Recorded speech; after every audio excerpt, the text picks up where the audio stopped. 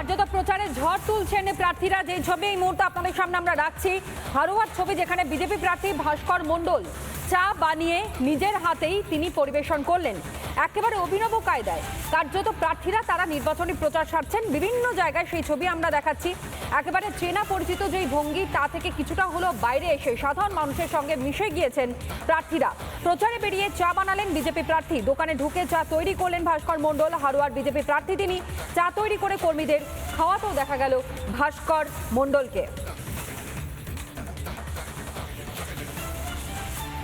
নির্বাচনী প্রচারে এসে চায়ের দোকানে ঢুকে চা বানিয়ে সাধারণ মানুষদের, বিজেপি কার্যকর্তাদের হাতে চা দিয়ে চা চক্রের মধ্য দিয়ে দলীয় প্রচার সারছেন হাড়োয়া বিধানসভা কেন্দ্রের বিজেপি প্রার্থী ভাস্কর মণ্ডল। এই হাড়োয়া বিধানসভার অন্তর্গত দেগঙ্গা বাজারের একটি চায়ের দোকানে তিনি প্রথমে আসেন। তিনি প্রথমে এসে চায়ের দোকানে তিনি ঢুকে তিনি চা নিজে হাতে তিনি চা তৈরি করেন।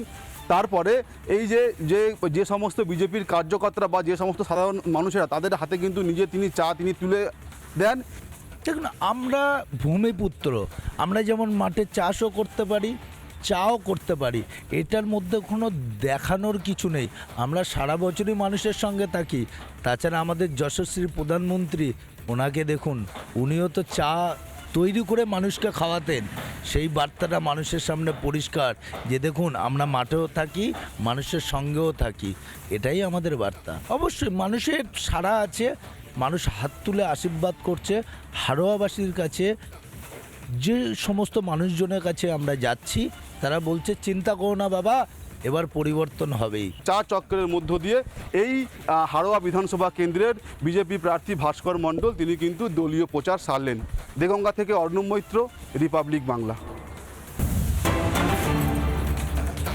অন্যদিকে উত্তরপাড়ায় সেখানে বিজেপি প্রার্থী দীপাঞ্জন চক্রবর্তী প্রার্থী ঘোষণার পর থেকেই জমজমাট প্রচার চলছে। রোজই বাড়ি বাড়ি গিয়ে সারছেন প্রচার। জনসংযোগের মাঝেই ঢুকলেন হেসেলে। রান্নাও করতে দেখা গেল বিজেপি প্রার্থী দীপাঞ্জন চক্রবর্তীকে। মধ্যাহ্নভোজও করলেন ভোটারের বাড়িতেই।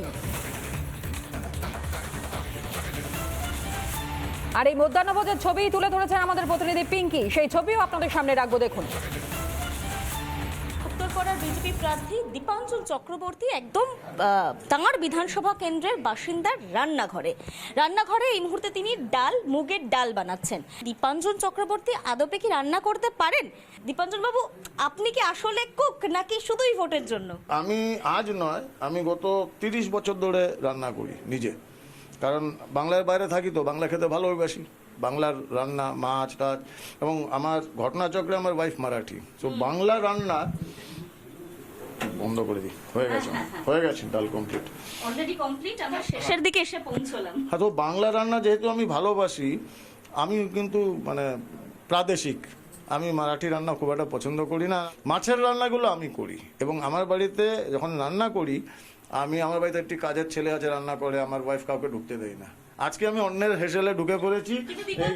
পাশের দিদি আমাকে অনেকক্ষণ ধরে বলছেন দীপাঞ্জন বাবুকে এবার একটু খেতে বসাতে বলুন, কারণ আপনি ডাল রাঁধতে চলে এসেছেন, ওদিকে খাবার নিয়ে মাসিমা বসে আছেন।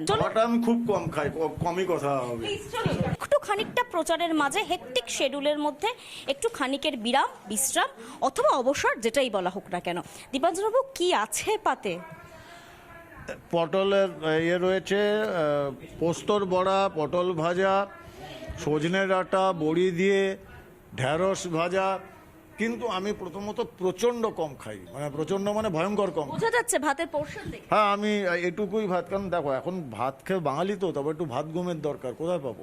কিন্তু আপনি জানেন তো, এই ভিডিওর সামনে আসলে বা রিপাবলিকে যখন দেখানো হবে, সেই সময় কিন্তু দীপাঞ্জন চক্রবর্তীকে বিজেপি প্রার্থী হিসেবে একটা প্রশ্ন ফেস করতেই হবে, সেটা হচ্ছে মাছটা কোথায়?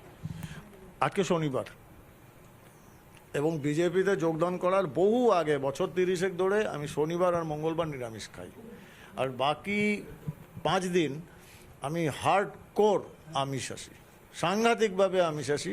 আমি মাছ খাই, আমি মাংসটা আজকাল খুব একটা ভালোবাসি না, আমি চিকেন একদম ভালোবাসি না।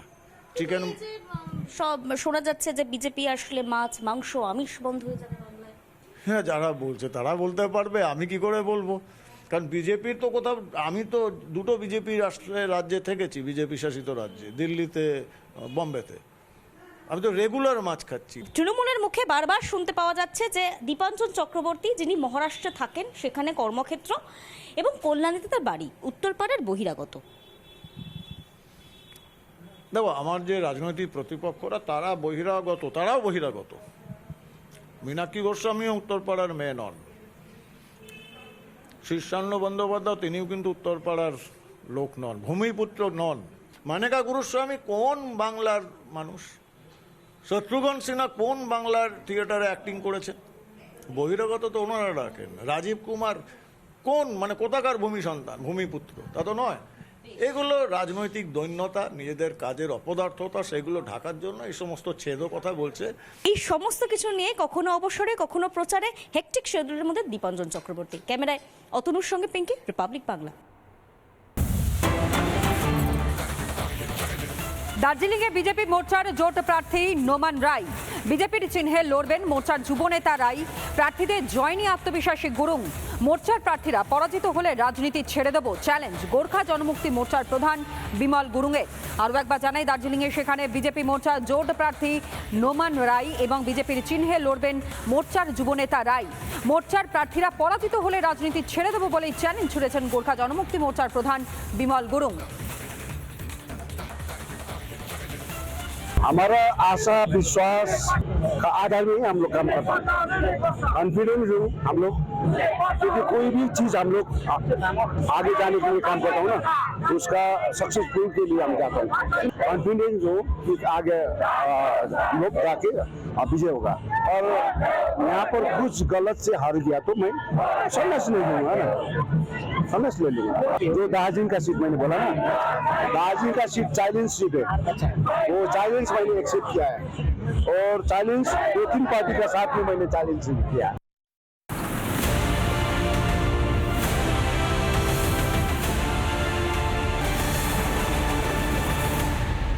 নানা ধরনের কন্টেন্ট দেখার জন্য লাইক করুন, শেয়ার করুন আমাদের ফেসবুক পেজ, সাবস্ক্রাইব করুন আমাদের ইউটিউব চ্যানেল। পাশাপাশি অন্যান্য ব্রেকিং নিউজের জন্য অবশ্যই চোখ রাখুন রিপাবলিক বাংলায়।